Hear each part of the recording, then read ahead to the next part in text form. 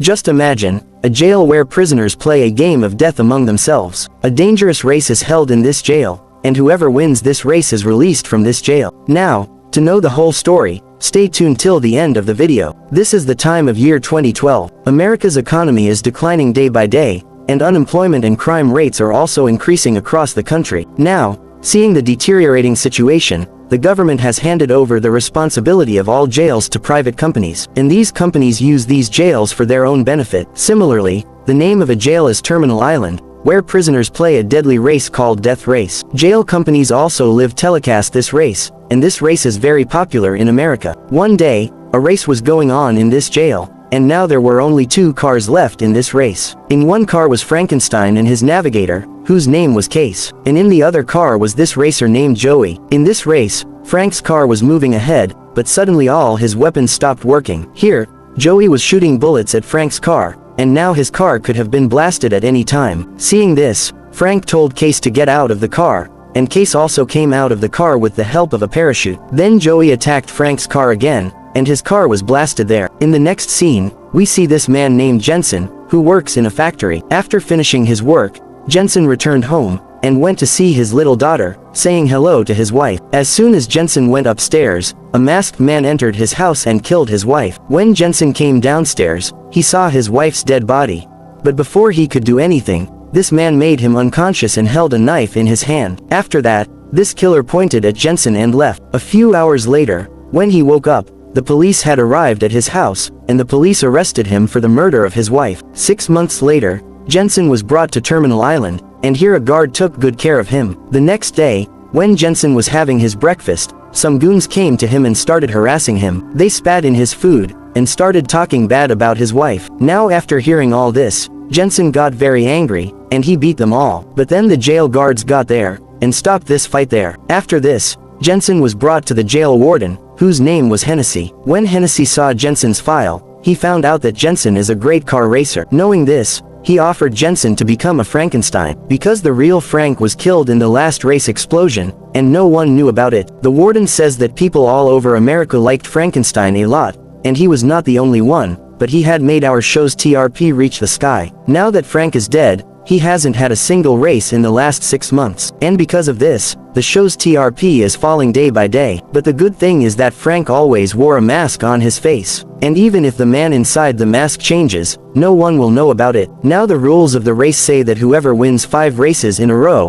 will be released from this jail. Frank has already won 4 races, and if Jensen wins another race, his punishment will be forgiven. Now this offer was good, but Jensen still rejects it, and tells the warden that he will not risk his life for this disgusting game of yours. On this, the warden tells him that you will not do this for me, but for your daughter. You have killed your wife, because of which you will have to spend many years in this jail. And when you will come out of this jail after years, your daughter will not be able to recognize you. Now Jensen had no other choice, and thinking about his daughter, he accepted the offer to be Frank. After this, Jensen was introduced to the coach and his team. These were the people who repaired and modified Frank's car. In short, it was a racing team of Frankenstein. Similarly, every racer has a separate team that makes their cars raceable. On the other hand, there was a workshop where the warden's people were busy making something special. And only the warden knew what was behind this curtain. Now the real Frank is dead, and Jensen is the next Frank. Only the coach and his team knew this. Here, the coach showed Jensen his car, which was less than modern and dangerous weapons. But these weapons were activated only on the day of the race, so that no prisoner uses them and tries to escape from this jail. And anyway, it was completely impossible to escape from this jail. This jail was built in the middle of the sea, and to get out of here, you had to cross a thin bridge. But even after this, if a prisoner tried to escape, the police cars and helicopters caught him in the middle. Now the coach tells Jensen all the rules of the race. He tells that this race has been divided into 3 stages. In the first stage, he has to get as many racers out of this race as possible. And in the last stage, he has to drive the car fastest and cross the finish line. After this, the coach takes Jensen to the jail's backyard, and tells him about every racer. Then Joey comes to the coach and tells him that Frank may have survived the last race, but this time I will kill him for sure. Now these things are going on, that's when Jensen's eyes go to some prisoners, who had a tracking device in their hands. And then Jensen remembered that the man who killed his wife, he also had the same device on his hand. This means that the killer is one of these prisoners. Days passed like this, and finally the day of the race came. On the day of the race, Jensen was given Frank's mask and his clothes, and Jensen came out as Frank. With the return of Frank, the popularity of Death Race increased again, and the number of viewers on the live stream was increasing. When Jensen reached the track, the coach told him that he could not talk to the other drivers, because the real Frank did the same. The coach told him that if he wanted, he could take off his mask, because the car's mirrors are black and no one can see inside from the outside. And his navigator also knew all the truth. In a little while, the race started and everyone started trying to get ahead of each other. They bump into each other's cars and try to get them out of the race. Here Case told Jensen a shortcut, which made him the first in the race. After this, the warden started the attack and defense round. Now as soon as this rule is applied, 3 types of marks appear on the track. Here Case tells Jensen that if you choose a sword, all the weapons of the car will be activated. And if you choose a shield, the system to leak the car's smoke bomb and oil will be activated, which you can use to protect yourself. But if by mistake your car passes over the skull, then your car will be badly crushed. Now as soon as this rule is applied, a powerful firing started on the track. Here Jensen also chose the sword and activated his weapons. But then his weapons get jammed and he can't shoot. Here Case comes out of the car and starts fixing that weapon. Now seeing this, bullets start raining on all the cases. But Jensen somehow saves the case. Now since he was running ahead in the race, that's why Joey rained bullets on him. Here Jensen also wanted to shoot, but his weapon stopped working again.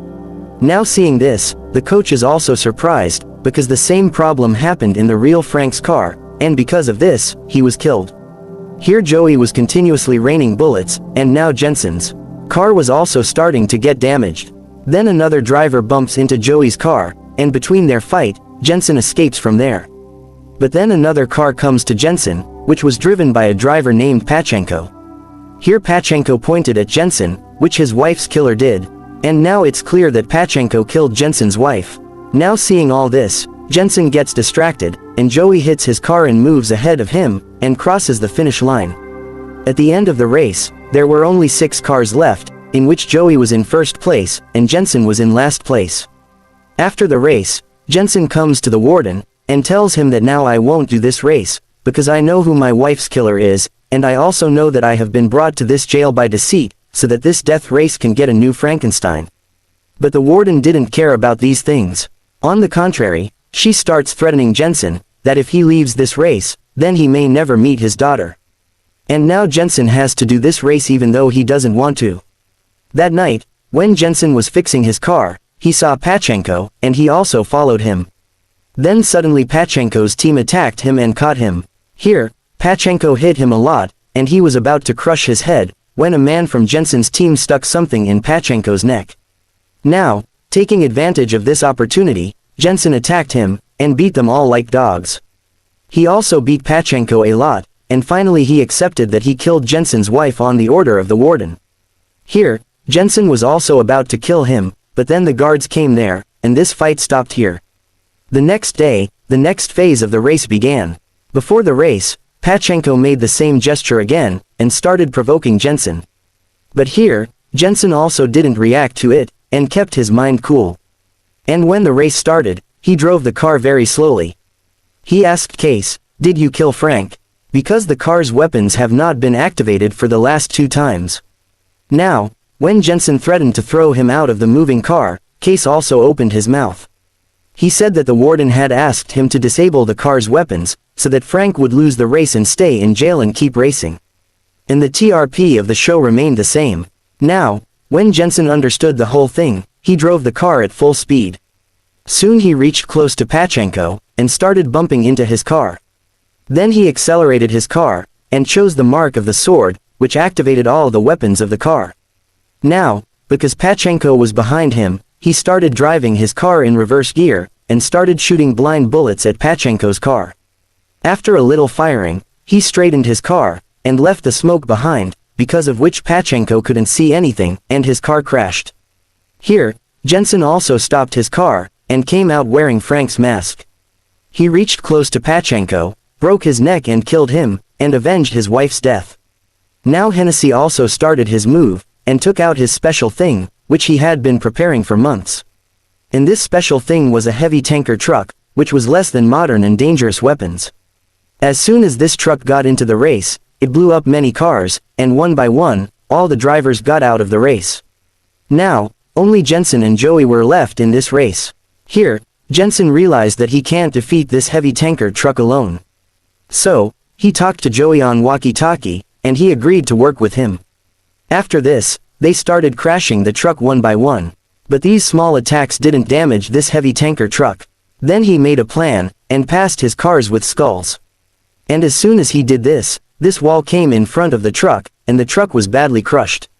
And with this, the second stage of the race also ended. That evening, when Jensen was repairing his car, Joey came to him and said that your voice is very similar to that Frank with whom I have spoken today.